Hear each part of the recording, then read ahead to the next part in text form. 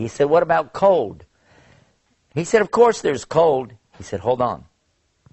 Actually, there's no such thing as cold. What?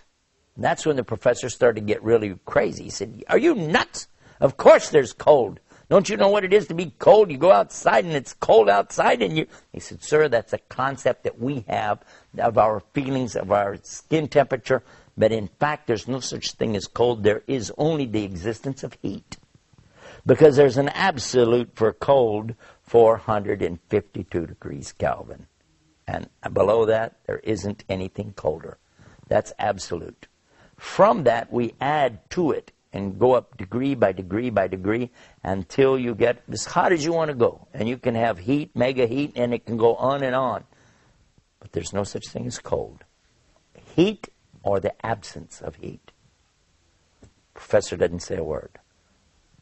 Then the student said, sir, is there such a thing as light? He said, are you crazy? Of course there's light. Look around you. How do you see me right now if you don't know about light? He said, you're right, sir. There is light.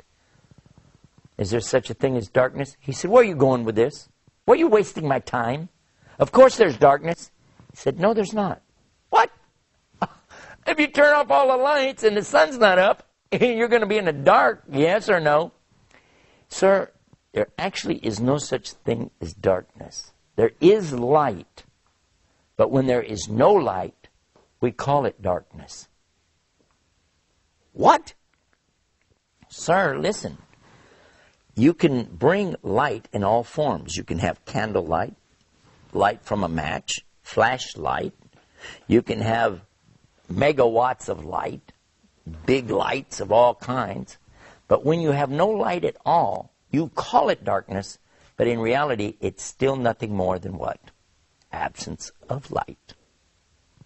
The professor says, yes, but still I don't see your point. He said, okay, listen. You're saying because you don't see something, you don't hear it, you don't smell it, you don't taste it, you don't feel it, you don't imagine it, it doesn't exist. He said, that's right, and that's what I believe, and now I'm always going to believe that. I said, okay. Sir, has anybody ever seen your brain? Heard your brain? Smelled your brain? Tasted your brain? Or felt your brain? No, of course not. He said, then, sir, according to your own rules of testable evidence, you don't have a brain.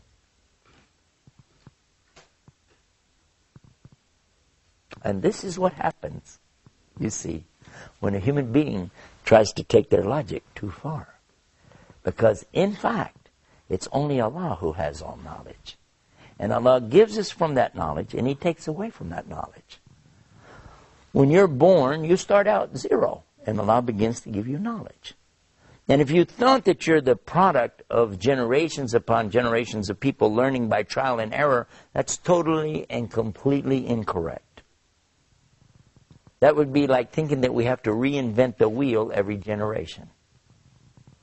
We do learn from past mistakes. We do learn what's in front of us to take advantage of it. But just as we would not accept that you have to reinvent the wheel in every generation, you also don't have to reinvent thinking. There's so much more about this subject. We've got a website all about this. And on the website, you can watch scientists, 9 different scientists who were exposed to the teachings of Islam. They understood the Quran and then applied these teachings to their own particular disciplines of science.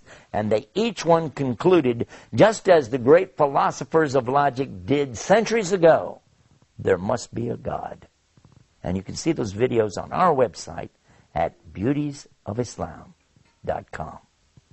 Until next time, peace.